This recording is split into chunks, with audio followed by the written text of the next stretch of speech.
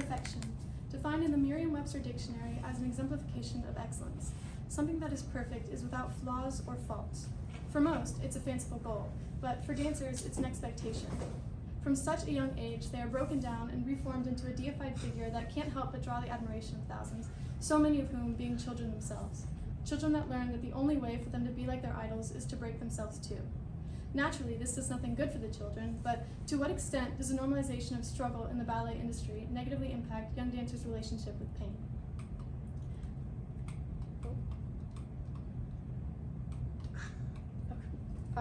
First, it must be explained why pain has become normalized in ballet.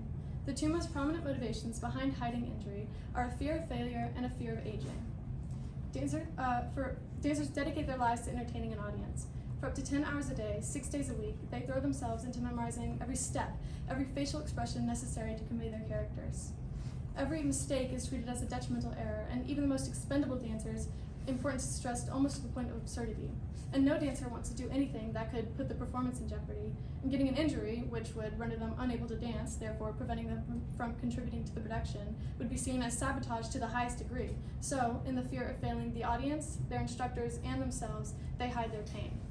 Beyond fearing failure, these dancers are also battling against the harsh truth of their impending retirement. A study done by Professor Stephen Wainwright and Brian Turner includes the interview of a 25-year-old dancer named Eric. Eric was injured and temporarily prevented from dancing, and he describes the experience as a constant battle of losing time, and says that he, at 25, felt too old to dance. So not only are injuries proof of the dancer's inadequacy, but they also serve as painful reminders of their aging joints becoming unable to do the things that they once could previously. By hiding their pain, professional dancers are inadvertently teaching their young admirers that they must also do the same. An analysis identifying the influence that celebrities have over the youth, done by Vikas Menon, explains that young children tend to mimic the actions of their role models, which leads them to develop unhealthy habits. While this analysis does focus specifically on role models influencing children through social media, it's important to note that unhealthy idolization has been a thing for many decades and did not begin with the creation of social media. In fact, it's so ingrained in human culture that it has become a staple trope in thousands of books, movies, and works of art. For example, the College Boy Provided Stimulus, Through the Tunnel, a short story written by Doris Lessing 69 years ago, depicts a young boy putting himself through immense pain and endangering his life to do something that he saw boys that he looked up to, his role models, doing. While this story is technically a work of fiction, it gained popularity because so many people related to it. And it can easily be applied back to ballet, where one of the most driving factors for a dancer is to be like the pros that they've looked up to for so long. And if those pros are in constant pain, then these dancers will be too. What they don't realize by putting themselves through this pain is that they're also opening themselves up to an entirely new world of struggles. Isabel Washington took the measurements of 45 professional dancers' functional turnout, which is the angle that they can comfortably rotate their legs outward, and found that the average degree that dancers can comfortably straighten their feet before it becomes painful is 133.6 degrees. As most of you know, a perfect line is 180 degrees, and so, because they've been indoctrinated to believe that they must be perfect, dancers will force their functional turnout to 180 degrees.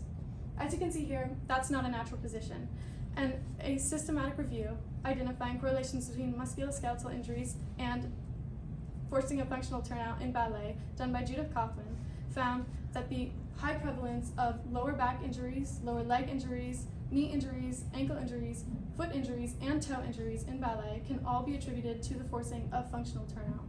These injuries are serious, and a national survey conducted by Dr. Toby Smith found that 36% of retired dancers were forced to retire because of musculoskeletal injuries, and 91% of those dancers are still struggling with that pain to this day. Another struggle that these dancers are forced to become accustomed to is eating disorders. This is Heidi Gunther. Heidi Gunther was a professional ballerina that began her career at 6 years old. She died at 22. Her weight, 93 pounds. A weight that is 11 pounds under the lowest possible weight that could be considered healthy for a woman of her age and build, and yet it was described after her death as low but normal for a ballet dancer of Miss Gunther's height, 5'3". Now, the cause of her death is what makes her most relevant to my case, and should add greatly to the disgust that you should be feeling knowing that quote was written after her death. She died of complications due to an eating disorder.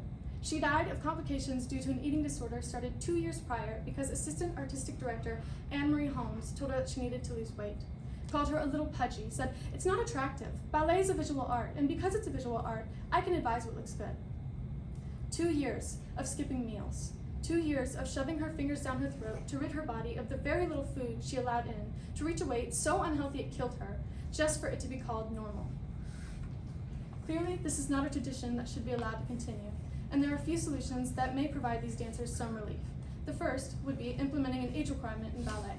An age requirement would ensure that the dancers begin their training at an age where their brains are fully developed and less likely to be influenced by the harmful trends that have been established in ballet. The problem with this solution is the incredibly short career of dancers. Most reach the peak of their careers by 25 and are forced to retire by their mid-30s. So if they have to wait until their brains are fully developed, which doesn't happen until your mid-20s, that's cutting out a majority of their career, which isn't possible. So a more superior solution would be to provide mandatory counseling and physical therapy for the dancers. Counseling would ensure that they get the chance to talk openly about the struggles that they've been forced to hide for so long, which would greatly decrease the stigma regarding struggle that has found its way in the industry. Physical therapy would allow the dancers to address the physical injuries that come with dancing so they can continue to do what they love, but without the permanent damage that comes with it. Thank you. I have 2 questions for you.